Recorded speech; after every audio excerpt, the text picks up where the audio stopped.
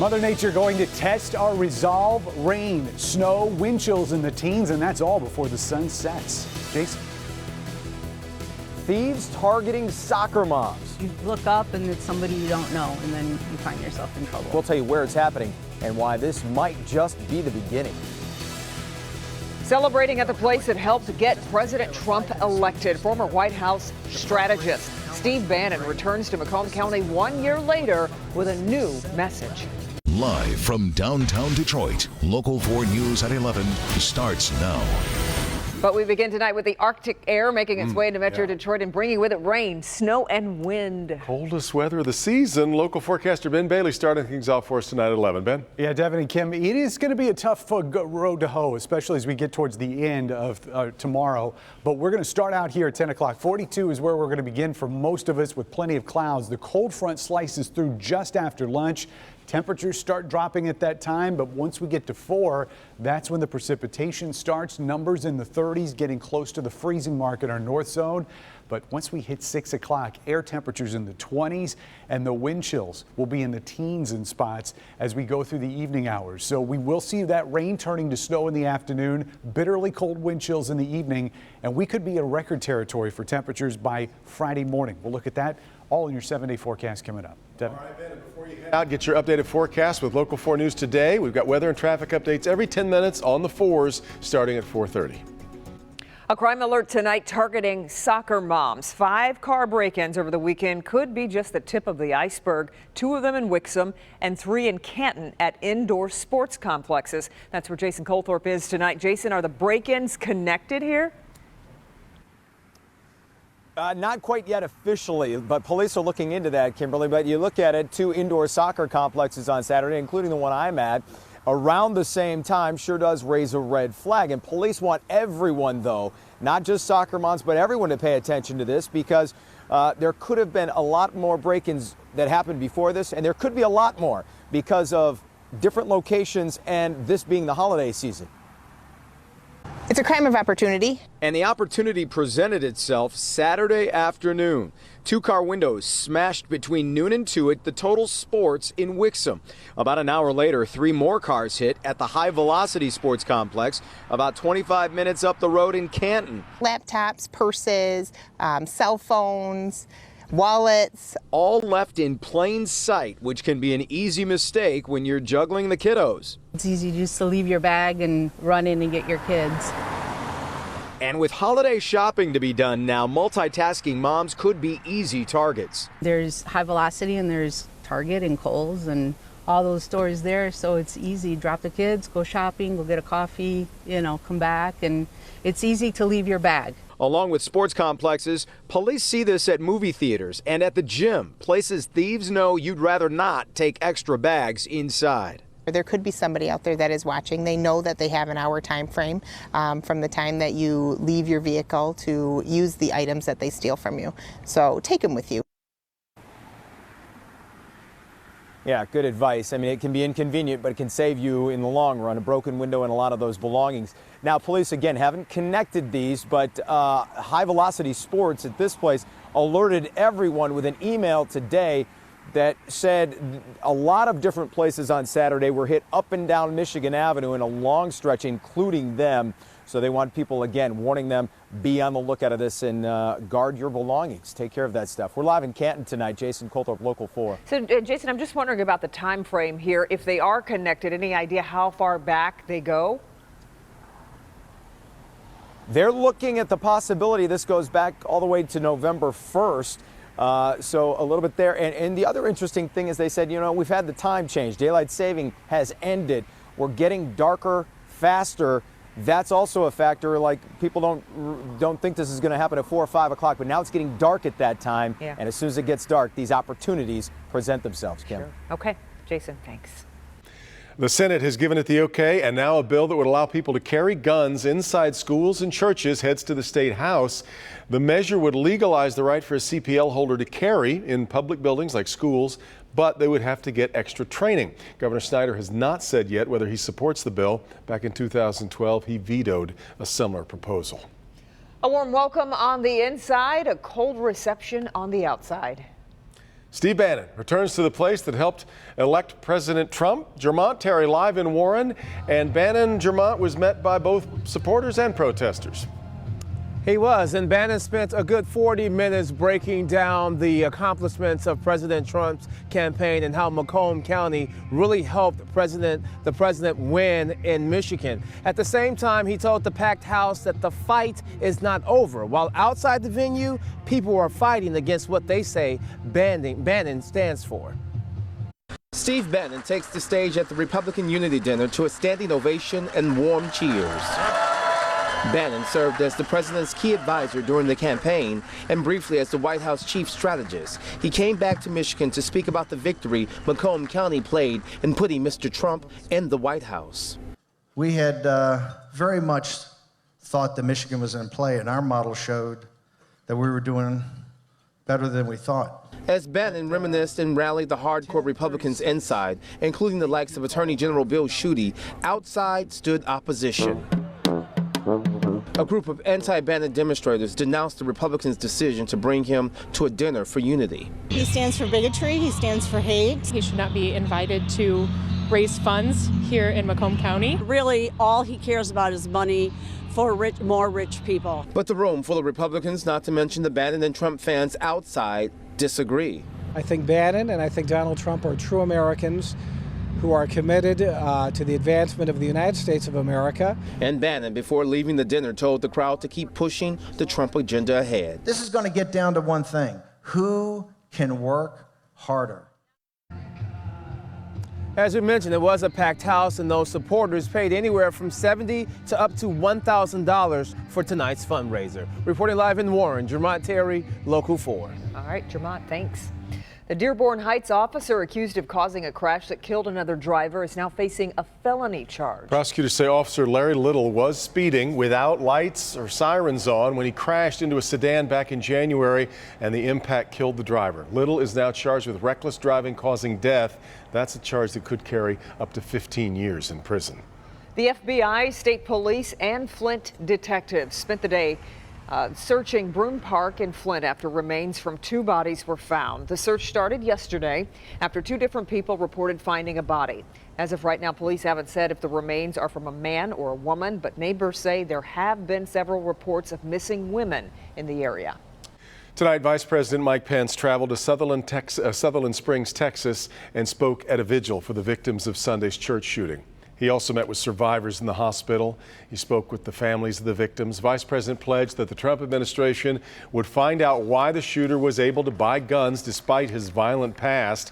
The visit to Texas comes as, of course, President Trump is in the midst of a 12-day trip to Asia. 20 new DDOT buses are coming to the city of Detroit. The new additions bring the fleet to 300 buses, 100 of which were added in the last 3 years. DDOT says they plan to add 20 buses each year to modernize the fleet. Right now, the average age of the buses is about 8 years old. The new buses will hit the streets sometime in January. All he wanted was for the driver ahead of him to get moving. Instead, he got a confrontation and much more. What one driver did to get himself ticketed coming up. He was already on camera while committing a crime, but it's what this bank robber did immediately afterward that helped get him arrested. But first, 3 family members saved her life 3 times. No day is taken for granted. I think the energy level that I have now is just tremendous. Why this woman's father and husband and son, what they all did to keep her alive and how they're paying it forward. There are some great shopping deals to be found online right now, but there are a few secrets, ways you can save even more. All will be revealed in my Help Me Hank report tomorrow, starting at 6 a.m. She's been given the gift of life not once, not twice, but 3 times. No day is taken for granted. She wants you to know she is living proof of the success of living organ donor transplants. A living organ donation is an alternative for people who are waiting for a liver or a kidney, and it exists because of the critical shortage of deceased donors. Yeah, and we've actually followed the family you're about to meet since 1995, and they hope their story will encourage others to consider giving the gift of life. Sandy Webster enjoys every rally on the tennis court, a sport she can play again thanks to her son. My son is giving me a quality of life that will allow me to finish my career. It'll allow me to retire. It'll allow me to see grandkids. It'll allow me to live the rest of my life. Sandy has an autoimmune disease that affects her kidneys. She's received the gift of life 3 times. Her father donated a kidney to her in 1977. It lasted until 1995. Chris Webster gave his wife Sandy a rose on this Valentine's Day as a sign of his love. Next week, he hopes to give her a kidney to save her life. This is life-threatening to me, and there are no words. In 2015, doctors told her she needed a 3rd kidney transplant. Her son was the best match. Yep, love you, sweetheart. It has totally changed her life. Before the transplant, before she got the kidney from our son, she couldn't hardly talk without getting winded. She couldn't walk 3 feet without being tired. She just wasn't feeling good, always not feeling good. Now, not only is she feeling great and she has no trouble walking, even swimming, doing sports, that kind of stuff, she feels great, her attitude is great. It's totally changed her entire life. This kidney is a lot younger than me, and I think the energy level that I have now is just tremendous. I signed up for a kickball league. I started playing tennis again. I spend 5 days a week at the pool. I started yoga. There's just so much energy that sometimes I have to get it out. I've had all-nighters at a rock band that a typical young person would do. A beautiful day, isn't it? Chris is so grateful for what the gift of life has done for his wife and his family that he wanted to give again, this time to a high school friend in need of a liver transplant. She got thrown off a horse when she was in high school, broke her back in multiple places. The pain meds have destroyed her liver. While waiting for a donor, Kimberly McCowan learned about living organ donation and put a plea out on Facebook. I've been fairly open on Facebook about my journey and what's going on. And, he contacted me and said he wanted to help, and it blew me away. I'm okay walking. Chris, stepping forward to donate part of his liver, gave Kimberly hope for a future. Life, more time with my kids, my grandkids, my friends. Chris went through initial testing at the Henry Ford Transplant Institute, and unfortunately, he is not a match. It was devastating. I would say if you take all the people who come in for possible organ donation to their loved one or friend, about 25% of them will actually make it through the process and be a match to get to the point of actually doing the operation.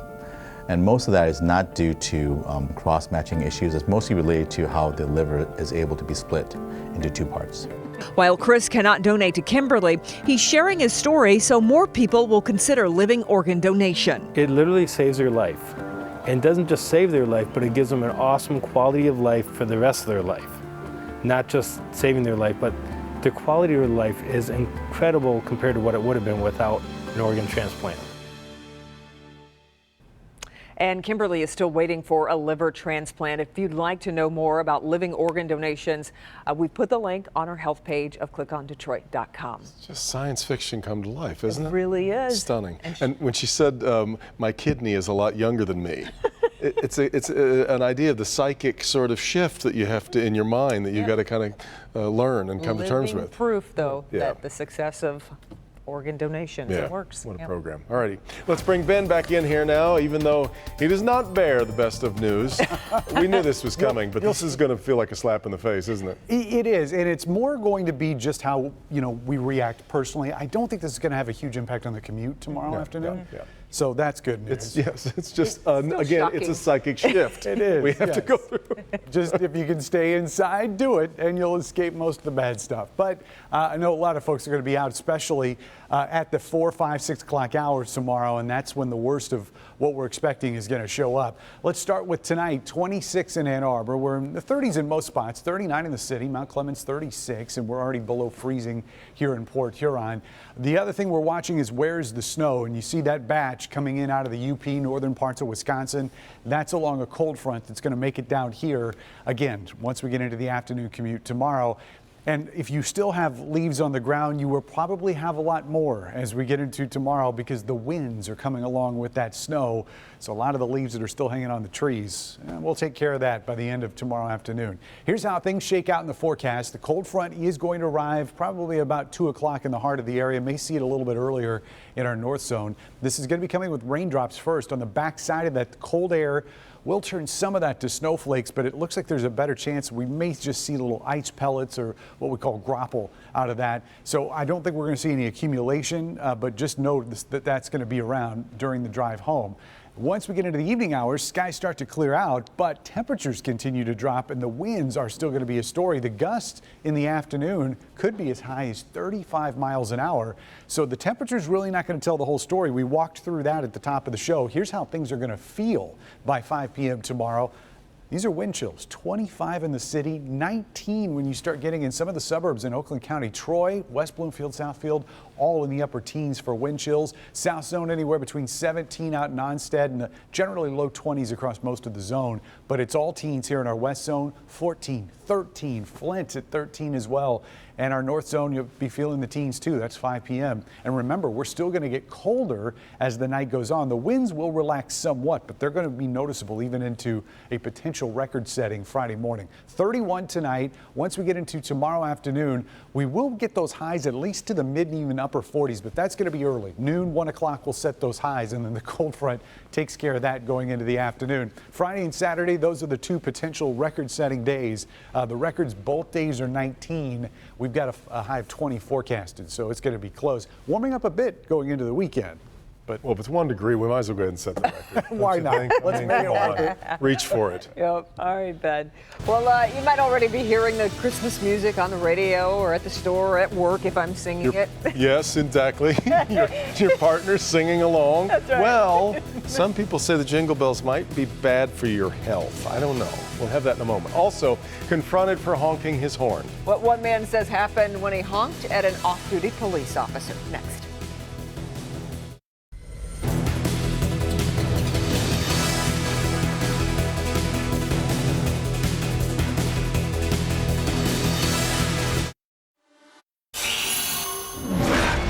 A gang crackdown led to several ATF raids across Metro Detroit. The gang calls itself Smoke Camp, and investigators say one of the members sold guns on Facebook. He was living in a Canton home that was raided. 13 members of the gang have been indicted on federal charges. Police are still trying to find 2 others. Clawson police found a credit card scammer on an ATM inside a CVS. This is at 14 Mile and Crooks. Thieves use these devices to steal your credit card information. You swipe it, it logs all of the data. Police don't know how long the scammer has been there, but if you've used that ATM, you need to keep a close eye on your accounts and statements. Well, today marks the 15th anniversary of the movie 8 Mile. Detroit celebrated the iconic movie by bringing it back to the big screen at Bel Air Luxury Cinema on 8 Mile, where it premiered 15 years ago. The celebration will continue with a party and rap battle at St. Andrews Hall tomorrow night. Lose Yourself is 15 years old. A St. Louis man was pulled over for honking at the wrong person. Seriously? Seriously, is your horn stuck? Is your brakes? Is your horn stuck, smart? What is this? What is this? Let me see your driver's license. This is up. Good, let me see your driver's license. I will. For what? Let Honking? me see your driver's license. For what? Well, Scott Smith says he was repeatedly honking at what turned out to be a police officer in an unmarked car because the light had turned green and the officer wasn't moving. Smith was ticketed for excessive noise from a vehicle, but he plans to file a formal complaint. Television news interview led to the arrest of a suspected bank robber in Georgia. Eric Rivers is accused of robbing several banks outside Atlanta. After one heist, he came across a news reporter working on a story about traffic, and he gave her an on-camera interview on the subject. Well, when the story aired, police recognized him as the robber, contacted the reporter, and it turned out he used his real name. So officers were able to track him down and arrest him. Well, if you can't stand hearing Christmas music before the holidays actually arrive, you're not a Grinch, you're just looking out for yourself. A clinical psychologist, break into Santa Baby, I know. That's been today's song from Miss Gill. A clinical psychologist claims that too much Christmas music is bad for your health, bad for your mental health. She says the constant bombarding of festive music too early forces people to remember all the things they have to do before the holiday, and that actually stresses you out.